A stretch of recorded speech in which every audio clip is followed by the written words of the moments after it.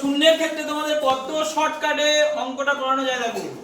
আমাকে যদি এখানে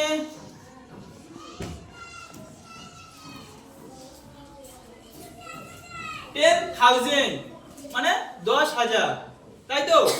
10,000-এর সঙ্গে যদি আমাদের বলা হয় 1,000 হচ্ছে গুণ করো,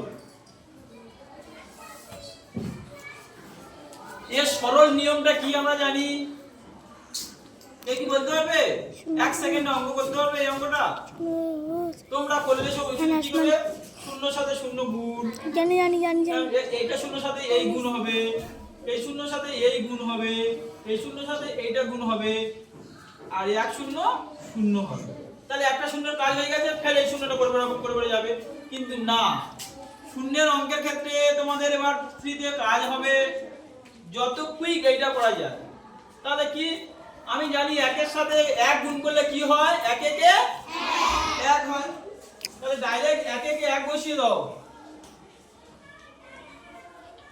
তোমাদের যখন টাইম থাকবে তখন এটা তৈরি করে দেখবে। 1 এর সাথে 1 গুণ করে দাও, 1 একে 1। তাহলে এবার কটা শূন্য আছে আমি গুণে দেখব। উপরে কটা শূন্য আছে দেখি? 1 2 3 4। নিচে কটা আছে দেখি? 1 2 3। তাহলে 4 আর 3 এ কত হয়? 7টা বসিয়ে দাও।